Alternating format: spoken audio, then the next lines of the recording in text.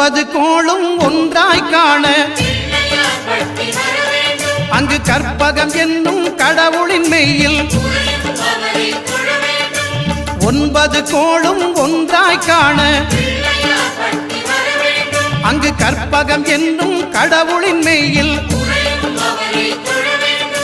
சூரியன் முதலாய் 9 கிரகமும் பலவித குணங்களை கொண்டிருக்கும் எங்கள் கற்பக தருவில் அவை வரும்போது ஒன்றாய் சேர்ந்து பலனளிக்கும்.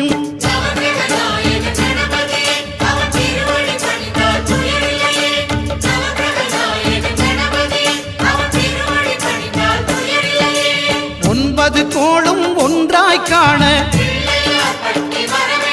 அங்கு கற்பகம் என்னும் கடவுளின் மெய்யில்